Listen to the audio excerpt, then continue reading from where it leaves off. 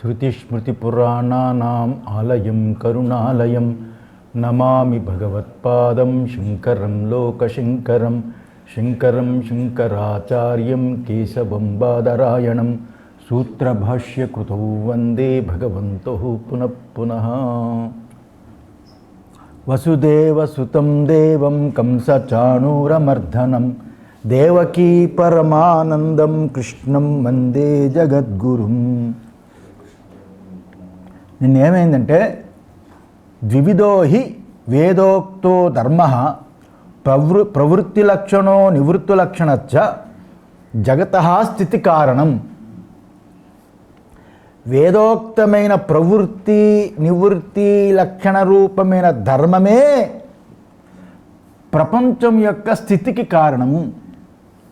అంటే వేదంలో చెప్పి ఉన్న ప్రవృత్తి లక్షణము నివృత్తి లక్షణము, ఇక్కడ ప్రవృత్తితో తెలియవచ్చే ధర్మం, నివృత్తితో తెలియవచ్చే ధర్మం, ఈ రెండు విధాలు. ఒకటి శాస్త్రవిహితమైన కర్మ, నివృత్తి అంటే జ్ఞాన వైరాగ్యాలు. ఈ రెండు విధాలు. ఈ రెండు విధాలుగా ఈ ధర్మమే జగత్తు యొక్క స్థితికి కారణము అని అయింది. తర్వాత ఇప్పుడు ప్రాణినాం సాక్షాత్ అభ్యుదయ నిశ్రేయస హేతు యః స ధర్మో బ్రాహ్మణాద్యైః వర్ణిభిః ఆశ్రమిభిః చ శ్రేయోర్తిభిః అనుష్ఠీయమానః. జీవుల యొక్క అభ్యుదయానికి, ప్రాణినాం అంటే జీవుల యొక్క అభ్యుదయానికి నిశ్రేయసానికి సాక్షాత్తు కారణమైన ఈ ధర్మాలు శ్రేయకారకములై అంటే మంచి చెయ్యడానికి కారకములై ఉన్న ఈ ధర్మాలు ఎవరైతే శ్రేయకాములై బ్రాహ్మణాదులు ఉన్నారో ఆ బ్రాహ్మణాదుల చేతను, ఆశ్రమ ధర్మాలను పాలించు వాళ్ళ చేతను అనుష్ఠించబడుతున్నది. ఇది చాలా గొప్ప విషయం.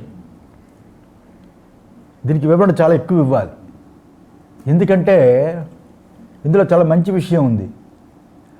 కణాద మహాముని తన వైశేషిక ధర్మంలో 1:1:2 యతో అభ్యుదయ నిశ్రేయస సిద్ధి స ధర్మ అన్నాడు.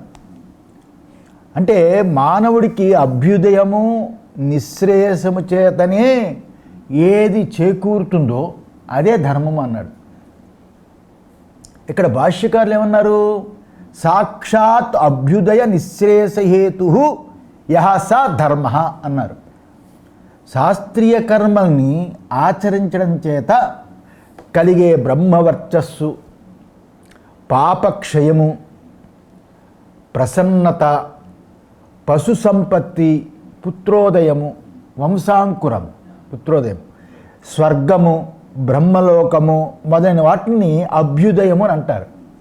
వీటిని అభ్యుదయము అంటారు, ఆస్తులు కాదు. ఇది నిశ్రేయసం అంటే అభ్యుదయం చేత లభించే సజ్జోముక్తి. ఈ రెండు దేని వలన లభిస్తాయో అదే ధర్మం. సహజంగా ఈ ప్రపంచంలో ప్రవృత్తి అనేది మానవులకి ఒక్కరికి మాత్రమే కాదు, సకల ప్రాణులకి ఉంది కదా. సర్వ ప్రాణులు, జంతువులు, పశువులు, పక్షులు అందరికీ ఉంది. కానీ మానవుడి ప్రవృత్తికి మాత్రమే శాస్త్రధర్మాన్ని విధించింది, మరి దేనికి లేదు కదా. ఇదే ప్రవృత్తి ధర్మమై ఉంది.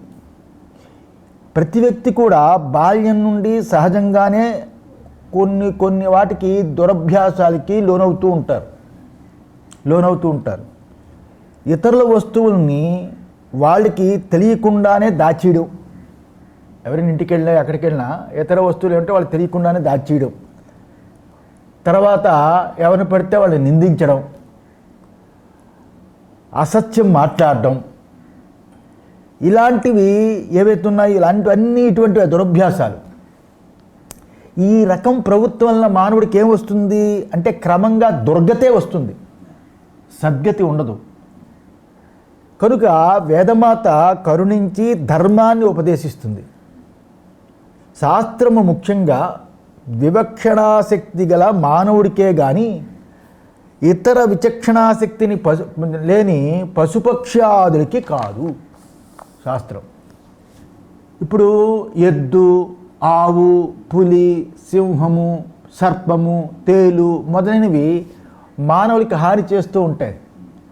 అలా హాని కలిగిస్తే వాటికి పాపం రాదు, వాటికి నరకం లేదు. ఎందుకంటే వాటి ప్రవృత్తికి శాస్త్ర ధర్మాన్ని విధించలేదు. మానవుడికి లోకంలో చట్టం ఎలా ఉంటుందో అలాగా పశుపక్షాదులకు కూడా చట్టం ఉండదు. మానవుడి చట్టం ఉంటుంది, పశుపక్షాదులకు ఉండదు కదా చట్టం. అయితే మానవుడి స్వేచ్ఛని అరికట్టి వాడిని నిర్బంధంలో ఉంచడానికి కోసం ప్రవృత్తికి ధర్మాన్ని వేదం విధించింది అని చాలామంది అనుకుంటారు. కానీ అలా తెలుసుకోకూడదు. ఎందుకంటే పశుపక్షాదుల్లాగే ఫ్రీగా వదలాలి కదా, మానవుడికి ఎందుకు ఇలా విధించింది శాస్త్రము అని తప్పుగా అనుకుంటారు. ఇది మానవుడి యొక్క శ్రేయస్సు కోసం. మానవుడు తన వాక్కుతో సత్యాన్ని పలికేదాన్ని నిషేధిస్తూ మానవుడు తన వాక్కుతో అసత్యాన్ని పలికేదాన్ని నిషేధిస్తూ శృతిమాత ఏముంటుంది? సత్యం వద అంటుంది.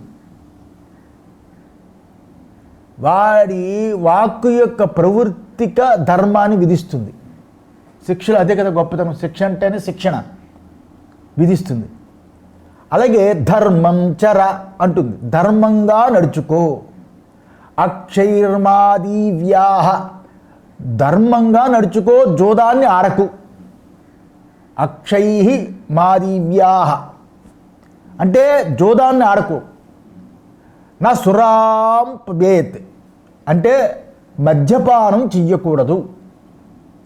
నా పరదారాంశ గచ్చేత్ ఇతరుల యొక్క భార్యల్ని పొందకూడదు అనే ధర్మాన్ని వేదం విధిస్తుంది.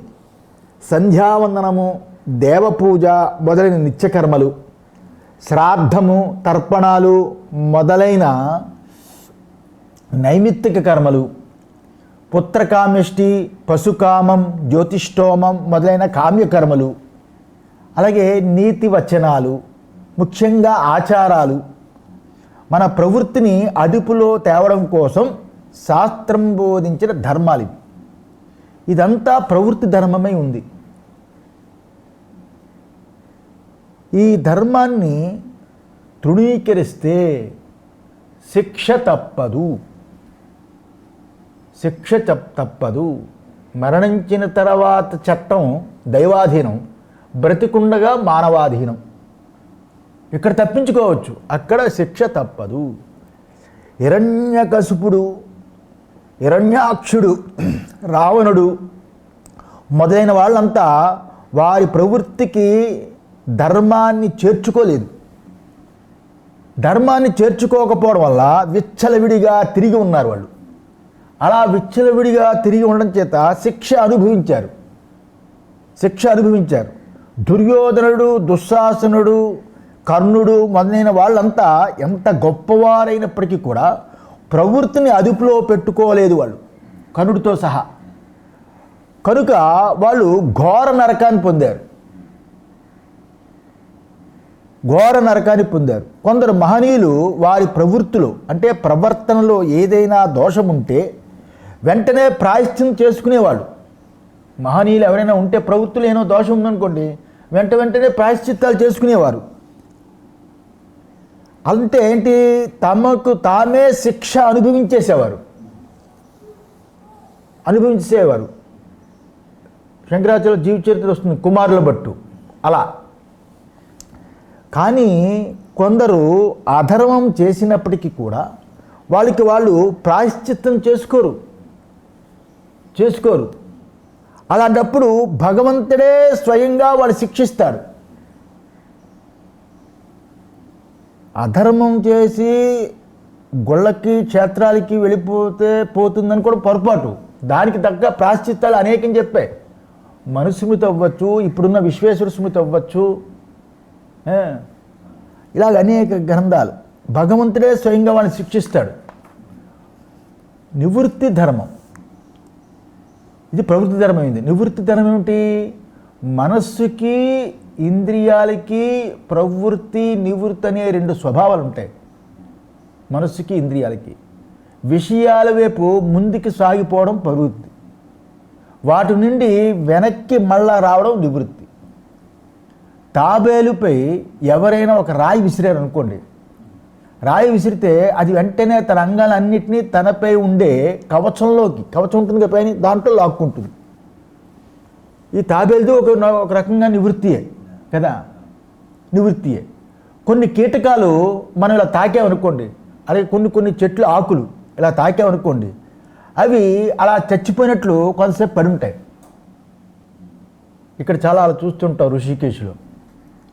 మనకి నచ్చని మాటలు ఏమైనా ఉంటే, నచ్చని మాటలు ఎవరైనా మాట్లాడితే దానికి మనం ఆ చెవినివ్వం, తీసుకోం. ఇదంతా నివృత్తే. మెలకువలో ప్రవృత్తిలో ఉన్న మనస్సు ఇంద్రియాలు నిద్రకి వెళ్ళే ముందు క్రమంగా నివృత్తి అయిపోతాయి. ముందు కర్మేంద్రియాలు, తర్వాత జ్ఞానేంద్రియాలు, తర్వాత మనస్సు, ఈ విధంగా ఆ విషయాల నుండి వెనుతిరిగి క్రమంగా ఆత్మలో కరిగిపోతాయి. ఇది కూడా నివృత్తియే. కానీ ఇది నివృత్తి ధర్మం కాదు. ఇది నివృత్తి ధర్మం కాదు. వట్టి నివృత్తి ఉంటే చాలదు, వట్టి నివృత్తి ఉంటే సరిపోదు. నివృత్తి మార్గం అంటే కేవలం న కర్మనాన ప్రజయాధనేన అంటే త్యాగము అనే దాంట్లో చెప్పినా అది నివృత్తి కదా. ఒక్క నివృత్తి ఉంటే సరిపోదు, దానికి ధర్మాన్ని జతపరుచుకోవాలి. ధర్మాన్ని జతపరుచుకోవాలి. అలా కాకపోతే నిద్రపోయేవారంతా ముక్తులైపోయేవారు. అందుకే జ్ఞానం వల్లనే మోక్షం. జ్ఞానాదేవతు కైవల్యం. జ్ఞానం చేతనే మోక్షం, అంతేగాని కేవలం నివృత్తి వల్ల మోక్షం రాదు. ఇది చాలా ఇంపార్టెంట్. ఎవరైనా కాషాయం కట్టి వదిలేసి అలా తిరుగుతూ ఉంటా అయిపోతుంది, మాదేదో ఆ ఆశ్రమంలో బతికేస్తూ రోజుకు ఒక ఆశ్రమం తిన్న రోజులు అయిపోతా అంటే కేవలం నివృత్తి వల్ల మోక్షం రాదు, జ్ఞానం వల్లే మోక్షం వస్తుంది. జ్ఞానము ప్లస్ నివృత్తి పక్షికి రెండు రెక్కలు లాంటివి. కనుక నివృత్తిని నివృత్తి ధర్మంగా మార్చుకోవాలి. అలా మార్చుకోవాలంటే మనము ఇంద్రియాల స్వేచ్ఛను అరగట్టాలి. ముందు ఇంద్రియాల స్వేచ్ఛని అరగట్టాలి. అంటే సినిమాలు చూడకపోవడం, టీవీలు చూడకపోవడం, ఇంకోటి ఇంత మాత్రమే కాదు. అనేక రకమైన మనస్పందనలు ఉంటాయి, తలంపులు ఉంటాయి, అవన్నీ అరికట్టాలి. ఇది అందరి చేత కాదు, ఒక్క ధీరుడు మాత్రమే ఈ ధర్మాన్ని అవలంబిస్తాడు. ఎవడు? పరాంచికాని వ్యతునస్వయంభూ తస్మాత్ పరాంగ్ పశ్యతి నాంతరాత్మన్ కశ్చిత్ ధీర ప్రత్యేగాత్మానం ఐక్షత్ ఆవృత చక్షు అమృతత్వం ఇచ్చన్. ఈ చివరిది ఇంపార్టెంట్. పరమేశ్వరుడు జీవులకి ఇంద్రియాల్ని బహిర్ముఖంగా సృష్టించాడు, అంతే కదా, బహిర్ముఖంగా సృష్టించాడు. అలా సృష్టించడం వల్ల జీవులు బయట విషయాలనే చూస్తూ ఉంటారు. బహిర్ముఖం కదా. పరాంగ్ అంటే బయటికి పరాంగ్ పశ్యతి నా అంత బయట చూస్తారు, కానీ బయటికే చూస్తుంటారు.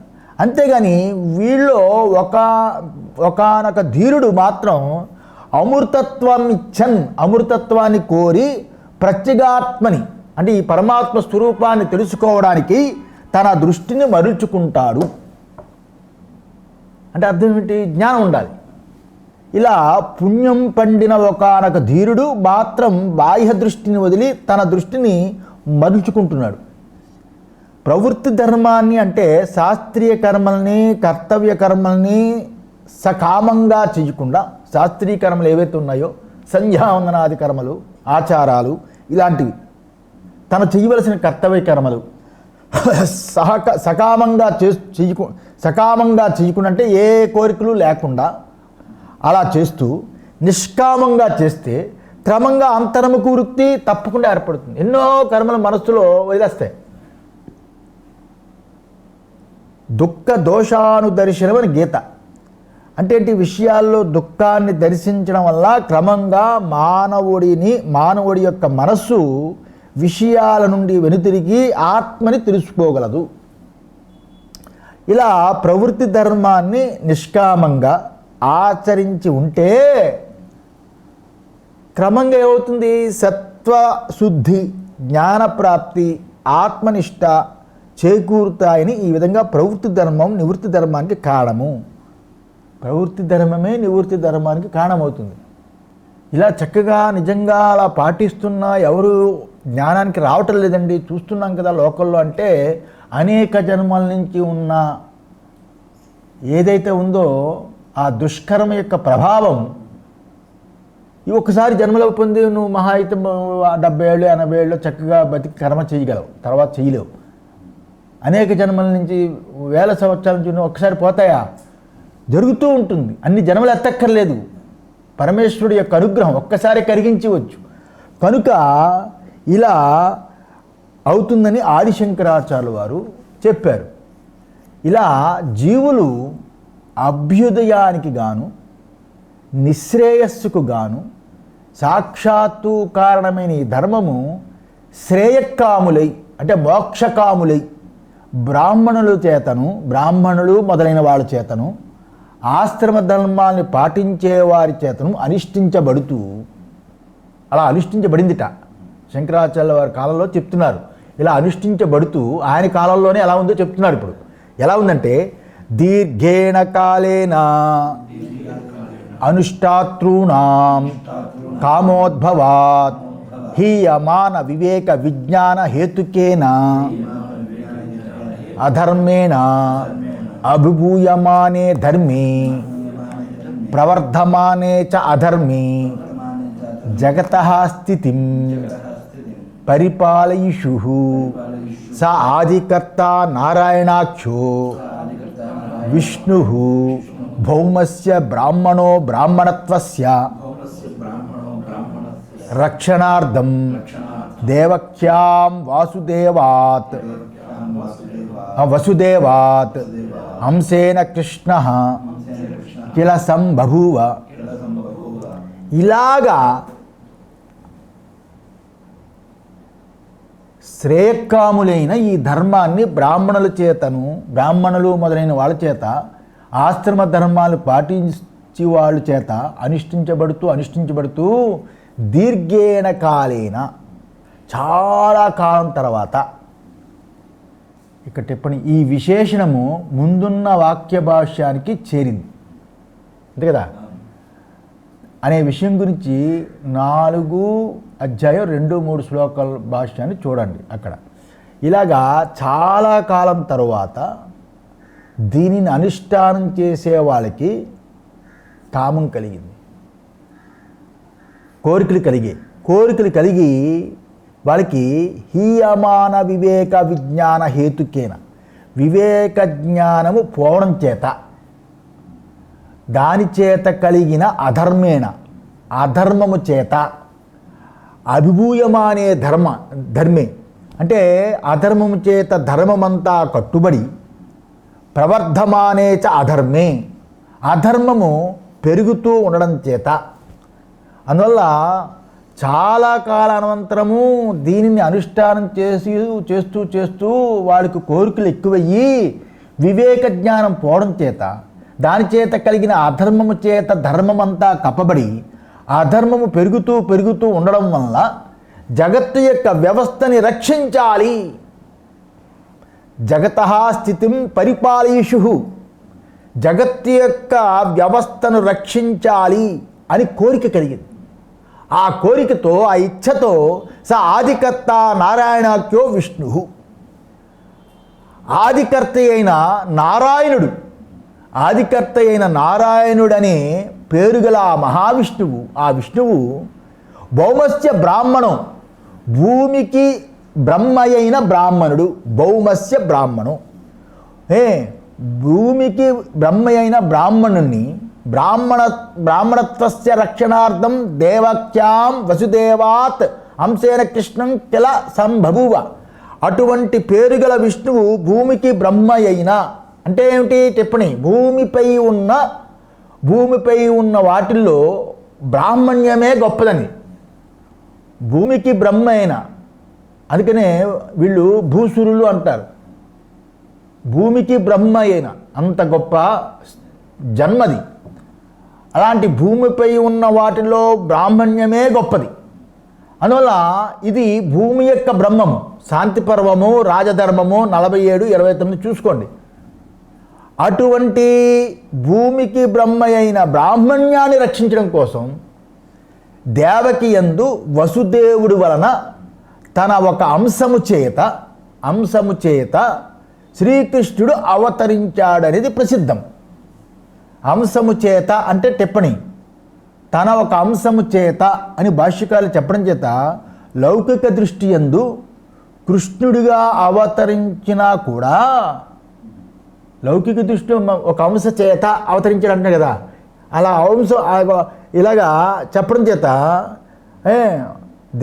వసుదేవాత్ అంశేన ఒక అంశము చేత అంటే వాడికి అర్థం ఏంటి, అలా చెప్పడం చేత భాష్యకారులు లౌకిక దృష్టితో కృష్ణుడిగా అవతరించిన కూడా తన పరిపూర్ణమైన స్వరూపాన్ని వదలలేదని అర్థం. అంశ అంటే అంతే కదా, తన పరిపూర్ణమైన స్వరూపాన్ని వదలలేదని అర్థం. దీని విషయాన్ని మోక్షధర్మం చూసుకోండి 280-62. అందువల్ల అలా అంశ చేత శ్రీకృష్ణుడై అవతరించాడనడం ప్రసిద్ధం. అంటే ఎక్కడ ప్రసిద్ధం, పురాణ ఇతిహాసాల నుండి తెలుస్తున్నది అని అర్థం. టిప్పణి బ్రాహ్మణత్వస్య హి రక్షణేన రక్షితః స్యాత్ వైదికో ధర్మః తదధీనత్వాత్ వర్ణాశ్రమ భేదాలన్నీ కూడా బ్రాహ్మణత్వాధీనములై ఉంటాయి. బ్రాహ్మణత్వస్య హి రక్షణేన రక్షితః స్యాత్ వైదికో ధర్మ తదధీనత్వాత్ వర్ణాశ్రమ భేదానం. ఇక్కడ తీసుకోవద్దు, అది అధీనత్వాత్ వర్ణాశ్రమ భేదానం. వర్ణాశ్రమ భేదాలన్నీ కూడా బ్రాహ్మణుల యొక్క అధీనంలో ఉంటాయి. అలా ఉండడం చేత బ్రాహ్మణత్వం రక్షించడం చేతనే వైదిక ధర్మం సురక్షితంగా ఉంటుంది. వీడు చెడిపోతే అన్నీ చెడిపోతాయి. కనుక ఎప్పుడైతే జనులకి కామం బాగా పెరిగిపోతుందో అలా పెరగడం చేత ఈ ధర్మము అధర్మం చేత తిరస్కారమైపోయినప్పుడు మళ్ళా దాన్ని ఉద్ధారం చెయ్యాలి అని భగవంతుడు ఆయన వాసుదేవునితో దేవకీదేవి యందు అంశముగా కృష్ణుడు పుట్టాడు. బ్రాహ్మణ్యాన్ని కాపాడినట్లయితే దాని మూలకంగా వైదిక ధర్మాన్నే కాపాడినట్లు అవుతుంది. ఎందుకంటే వర్ణాశ్రమ భేదాలు బ్రాహ్మణుల యొక్క అధీనంలో ఉంటాయి.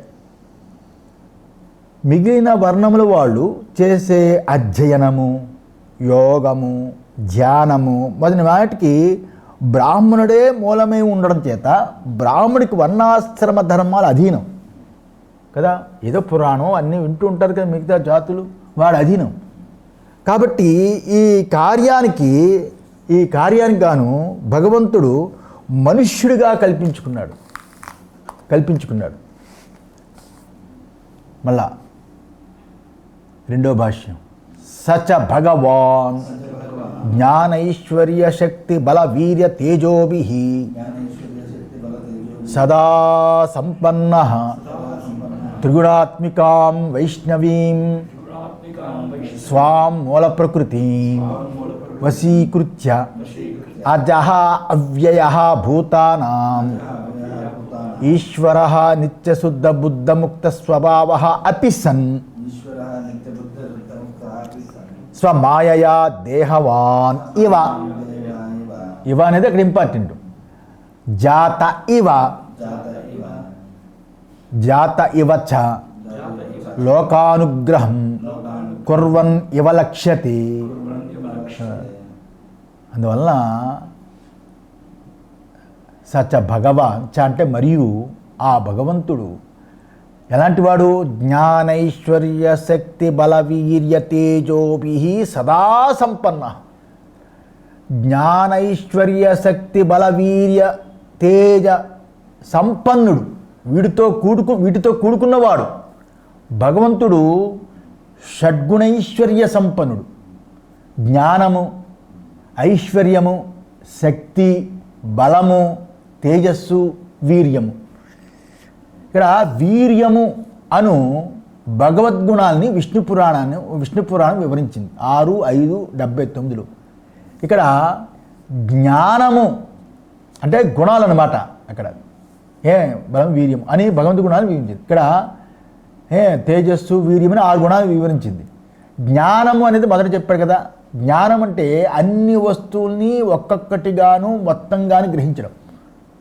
జ్ఞానము అంటే సమస్త వస్తువుల్ని ఒక్కటిగాను మొత్తంగాను గ్రహించడం, సర్వచరాచరాన్ని, అది జ్ఞానం. ఐశ్వర్యం తన ఇచ్చకి ఆటంకం లేకుండా ఉండడం, తన ఇచ్చకి ఆటంకం లేకుండా ఆయన ఐశ్వర్యం. శక్తి ప్రపంచానికి ఉపాదాన కారణంగా ఉండే శక్తి. సర్వ సృష్టికి ఆయనే కారణభూతుడు అని అర్థం. ఉపాదాన అంటే కారణం కదా, అది ఆయన శక్తి. బలము ప్రపంచాన్ని అనాయాసంగా సృష్టించి రక్షించే కెపాసిటీ, అది బలమైంది. వీర్యము అంటే ఉపాదాన కారణంగా ఉన్నప్పటికీ కూడా మారకుండా ఉండడం, ఆయన గొప్పతనం. వీర్యం అంటే మార్పు లేనివాడు. ఆయన కారణంగా ఉన్నాడు కానీ మారకుండా ఉంటాడు, అది ఆయన మాయ. అందువల్ల తేజస్సు సృష్టించడంలో సహకారి కారణాన్ని అపేక్షించకుండా ఉండడం. కులాలుడు అనేవాడు ఎవడైతే ఉన్నాడో అతను కుండ చేయడానికి సహాయకారి సాధనాలు కావాలి. అటువంటి లాగా సృష్టి చెయ్యడానికి ఎటువంటి సహకారి కారణాలు కోరకుండా ఉండడం, మరియు తనకు అన్యమైన సర్వాన్ని జయించే సామర్థ్యం ఉండడం, ఈ 6 భగవంతుని స్వరూపమే ఉన్నాయి, భగవంతుడి యొక్క స్వరూపమే అయి ఉన్నాయి. ఈ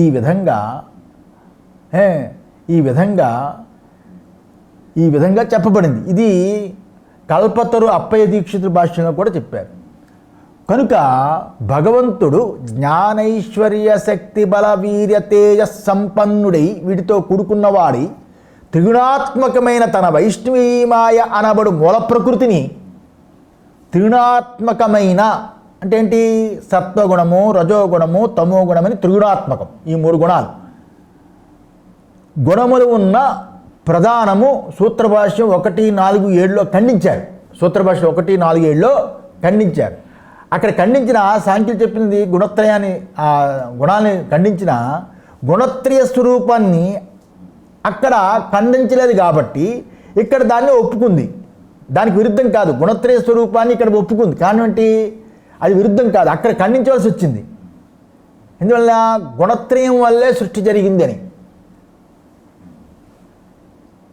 ఆ గుణత్రయం అనే ప్రకృతి ఈశ్వరాధీనం, అది వాడికి తెలియదు. ఈశ్వరుడు వల్లే సృష్టి జరిగింది కానీ గుణత్రయం వల్ల కాదు, అది అచేతనం. చాలా బాగా వస్తుంది. కనుక త్రిగుణాత్మకమైన తన వైష్ణవీమాయ అనబడు మూల ప్రకృతిని, ఇక్కడ మూల ప్రకృతి అంటే చాలా మంచి విషయం. పూర్వం చెప్పిన అవ్యాకృతము జగత్తునికంతా మూల ప్రకృతి అయి ఉన్నది. పూర్వం చెప్పిన అవ్యాకృత జగత్తు ప్రళయంలో నాశనం చెంది బీజరూపకంగా ఉండడం. బీజరూపకంగా అన్నా, అవ్యక్తమన్నా, అవ్యాకృతమన్నా ఒకటే అర్థం చెప్పాను. అది మూల ప్రకృతి అయి ఉన్నది. ఇతరమంతా కూడా అవాంతర ప్రకృతులు. ఇది సర్వము ఈశ్వరాధీనం. సాంఖ్యులు ఏం చెప్తారు?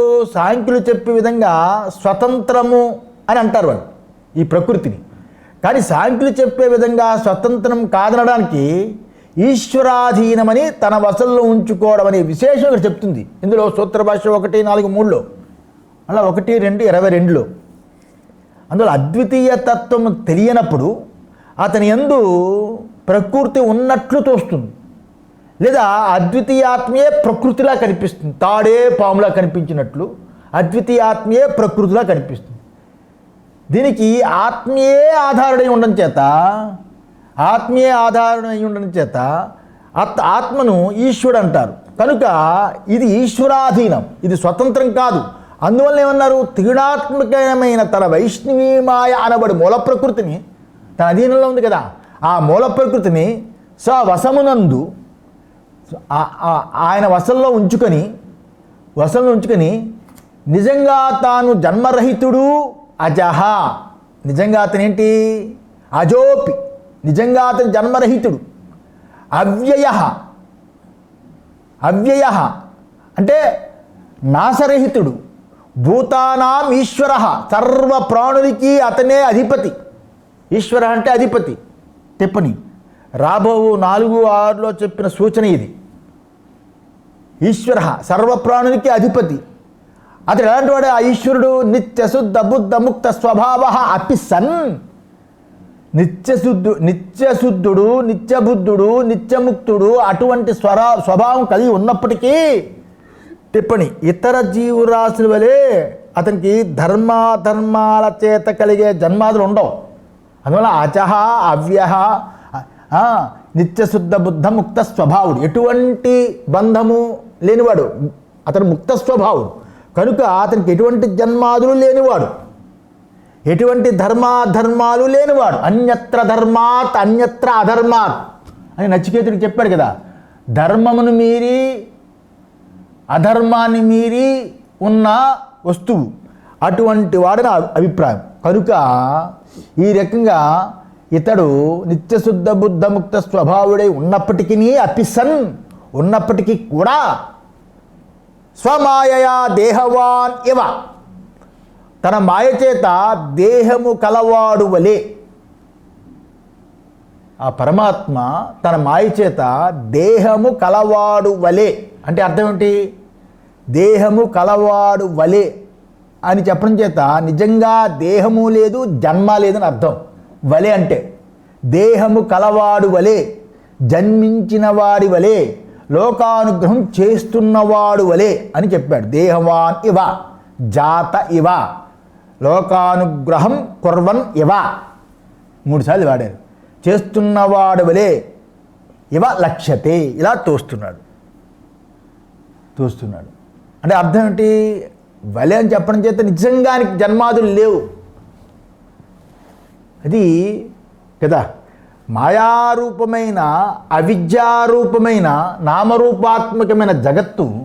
ఈ అవిద్యారూపమైన నామరూపాత్మకమైన జగత్తుతో మనం మోహితులై ఉన్నాం కాబట్టి, ఈ జగత్తు అనే మాయారూపమైన ప్రకృతి నిజంగా ఉందని అనుకున్నాం కాబట్టి అతను కూడా మాయ చేతలా తోస్తున్నాడు పుట్టినట్లు. జ్ఞానం చేత జగత్తు మిథ్యాన్ని చేసినప్పుడు, పరమాత్మ తన స్వరూపం తెలిసినప్పుడు ఆయనకి జన్మ లేదు. అజహ అవ్యయ, పుట్టుక లేనివాడు, మార్పు లేనివాడు. అందువల్ల స్వప్రయోజన అభావే అపి భూతాను జిగృచ్ఛయ వైదికం ధర్మద్వయం అర్జునాయ శోకమోహ మహదదౌ నిమగ్నాయ ఉపదిశేష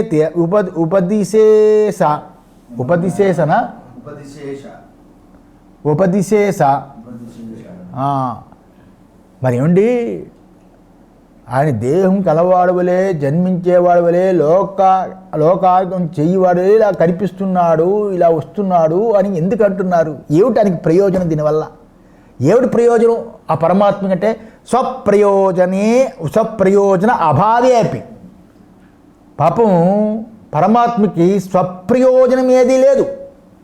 స్వప్రయోజనం లేకపోయినప్పటికీ కూడా ప్రాణుల్ని అనుగ్రహించే ఇచ్చ చేత భూతాను జిగృక్షయా, భూతాలు అంటే ప్రాణుల్ని అనుగ్రహించాలని ఇచ్చ చేత శోకమోహాలనే మహాసముద్రం యందు మునిగిపోయి ఉన్న అర్జునుడికి ఈ వైదిక ధర్మాలు రెండిటినీ ఉపదేశం చేశాడు ఈ భగవద్గీతలో.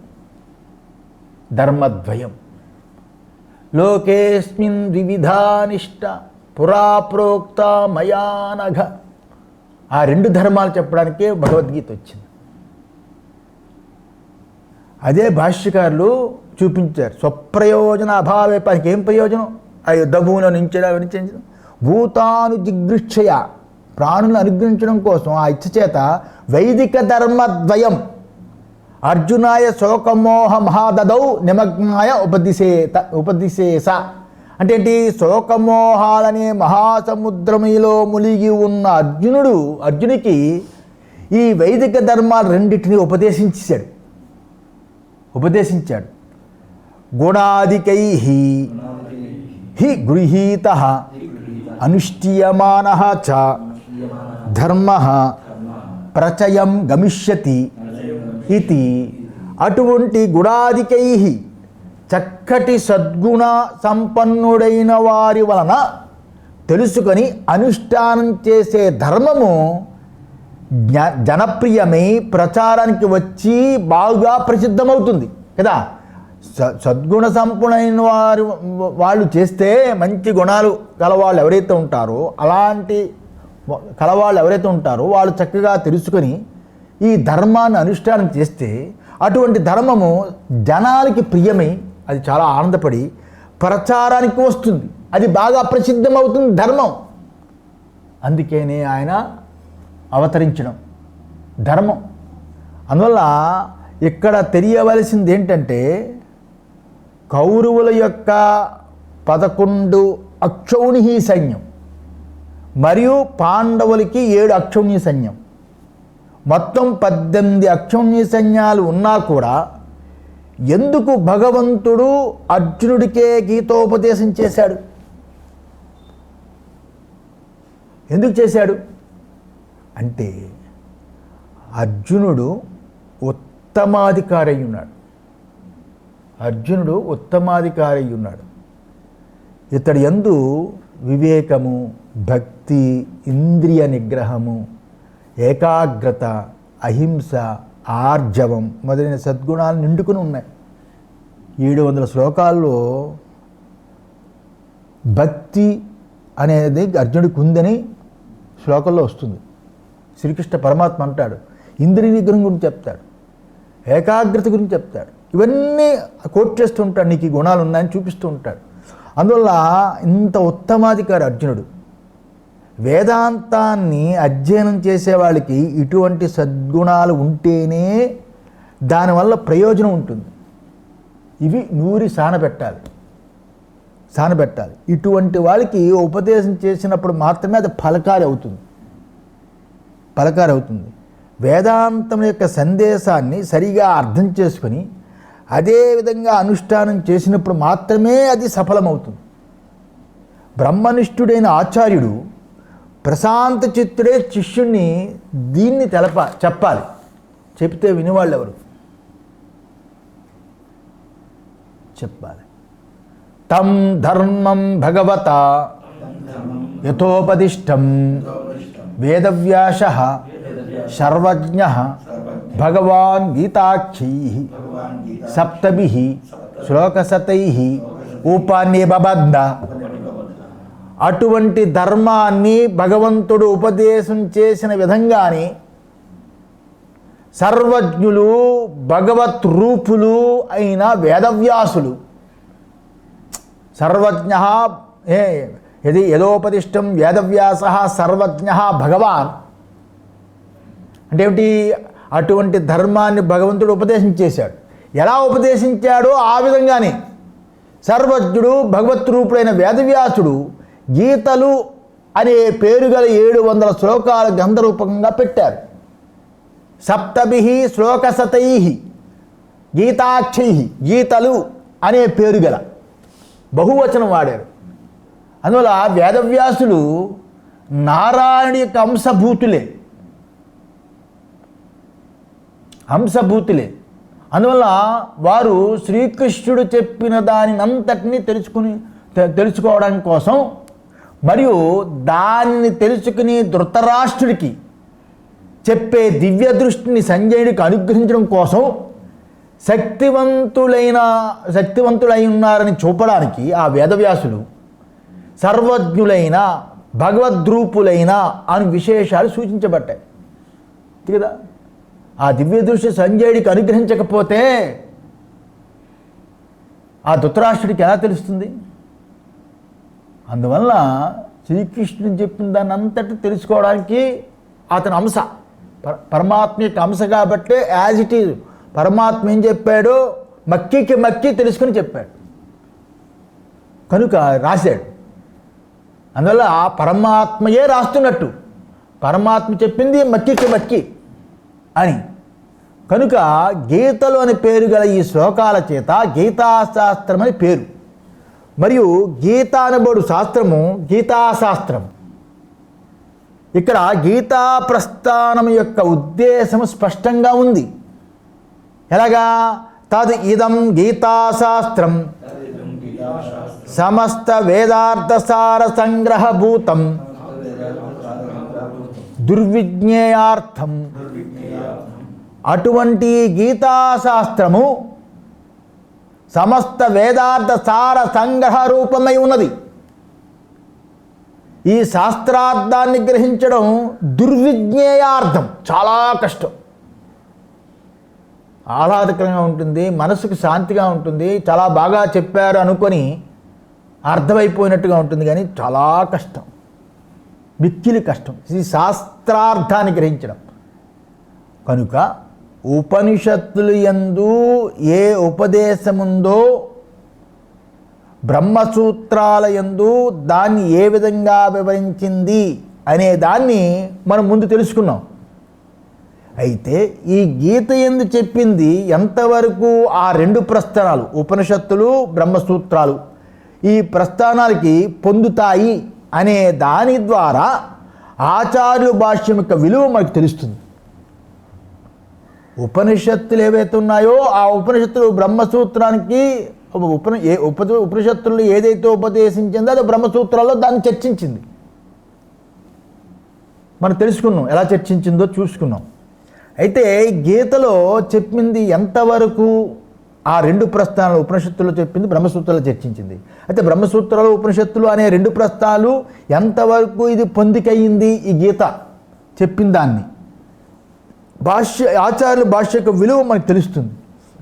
ఎందుకంటే ఆచార్యులు చెప్పింది ఎంతవరకు సార్వత్రిక అనుభవానికి సమ్మతమే ఉంది అనే దానిని అనుభవపూర్వకంగా నిర్ధారణ చేసుకోవాలి. అంతేకాని పదాలు విభజన పదచ్ఛేదం ఛందస్సు ఎలా కుదురుతుంది, గీతా శ్లోకాలు ఎలా చదవాలి కాదు. ఆచార్యులు చెప్పింది ఎంతవరకు సార్వత్రిక అనుభవానికి సమ్మతమే ఉంది, అందరికీ అనుభవం సార్వత్రికంగా అందరికీ కుదరాలి చెప్పింది అనే దాన్ని అనుభవపూర్వకంగా నిర్ధారణ చేసుకోవాలి. చిత్తశుద్ధి, జ్ఞానయోగ్యత, జ్ఞాననిష్ట అనేది ఈ గీతా శ్లోకముల ద్వారా సిద్ధమవుతుందా అనేది ఒక ప్రశ్న. చిత్తశుద్ధి, జ్ఞానయోగ్యత, జ్ఞాననిష్ట. చిత్తశుద్ధి అంటే మనస్సు అంతఃకరణ శుద్ధి ఉంటే జ్ఞానానికి యోగ్యత వస్తుంది. యోగ్యత ఉంటే గురువు దొరకాలి. రామకృష్ణ పరమహంసకి తోతాపూరి దొరికినట్టు దొరకాలి. జ్ఞాననిష్ట, జ్ఞానం కలిగితే సరిపోదు, నిష్ఠ కలగాలి.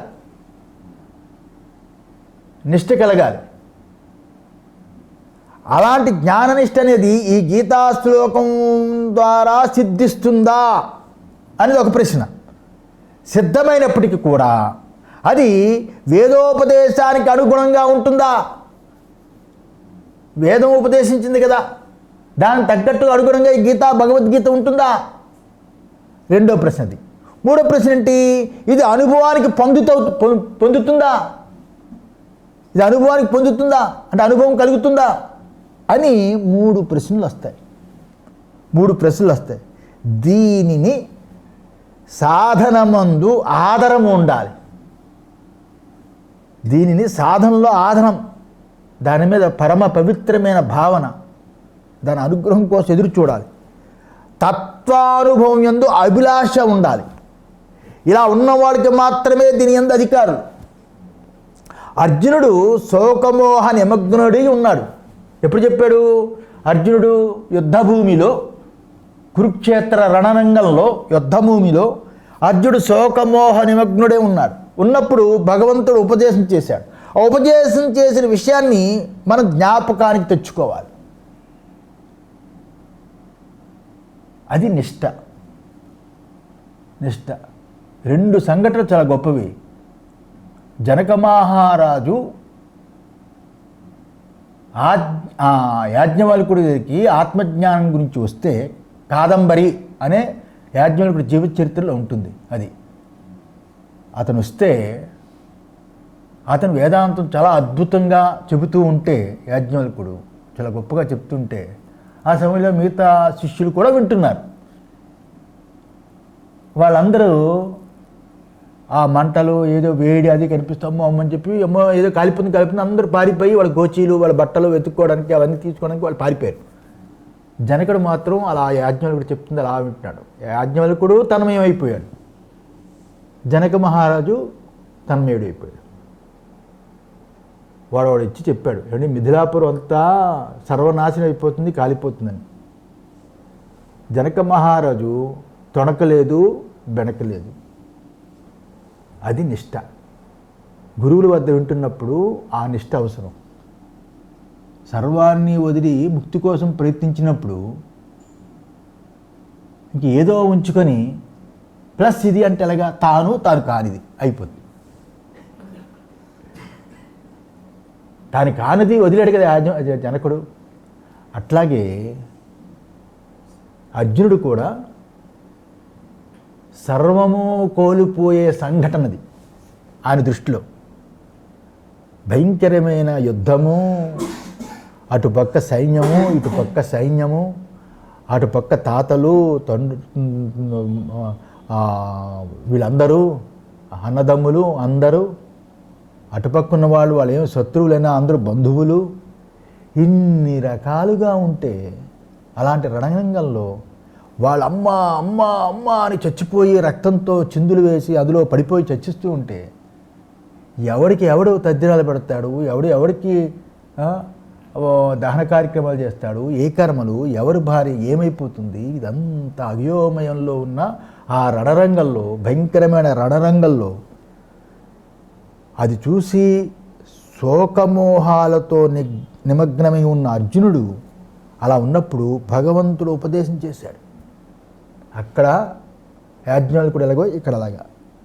ఆ విషయం మనం జ్ఞాపకాన్ని తెచ్చుకోవాలి. జ్ఞాపకాన్ని తెచ్చుకుంటే అప్పుడు మనం అందరం కూడా శోకమోహాదుతో వ్యాకులత ఉన్నప్పుడు అలా ఉండడం వల్ల మనకి ఈ ఉపదేశం మన మనసుకి తాకుతుంది.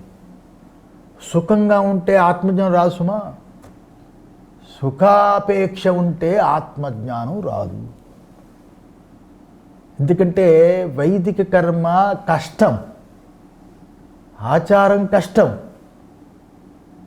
గుళ్ళకి వెళ్ళొచ్చు, దండం పెట్టచ్చు, ట్రైన్ దగ్గర నుంచి ఇంకా ఆ ట్రైన్ దిగి అక్కడికి వెళ్ళొచ్చు, దేవాలయానికి వెళ్ళొచ్చు, దండం పెట్టచ్చు, టికెట్ తీసుకోవచ్చు, భార్య పిల్లలు సుఖంగా వచ్చేచ్చు, అటాచ్డ్ బాత్రూములు ఉన్న రూములు సంపాదించు, అన్ని దేవుడి దర్శనం అయిపోవచ్చు.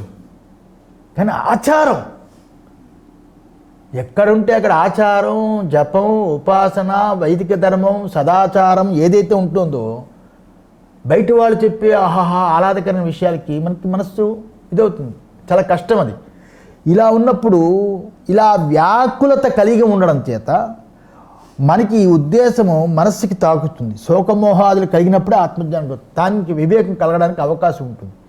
అంతేగాని భౌతిక విజ్ఞానము, మానసిక విజ్ఞానము, లౌకిక విషయాల చింతన, వీడు చాలా ఎడ్యుకేటెడ్, చాలా తెలివివాడు, ప్రపంచం చాలా ఎక్కువ ఉంది అని ఇలాగా చిత్త అపరిపక్వత ఉన్నవాళ్ళకి ఈ గీతాశాస్త్రార్థము గ్రహించడము చాలా కష్టము, చాలా కష్టము.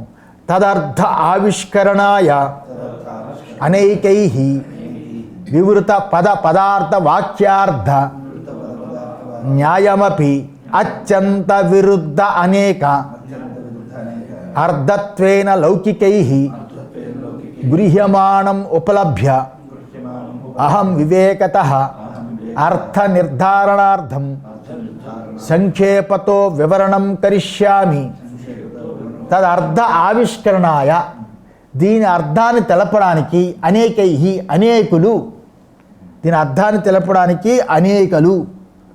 పదార్థ వాక్యార్థ, పదార్థ వాక్యార్థ, పదము పదార్థము వాక్యము 3 వాక్యార్థం.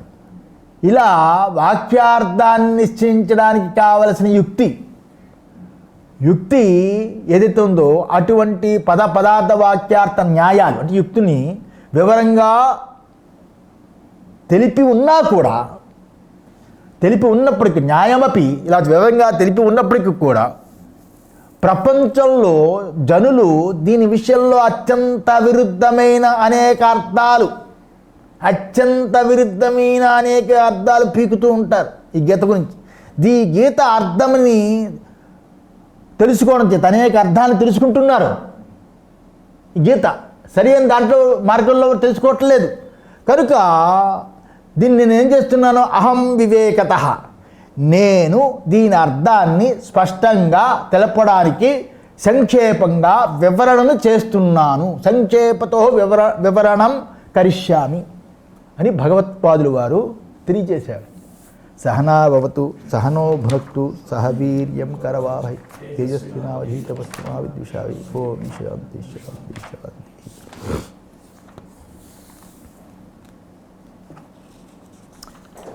ఎక్కడ అంతే.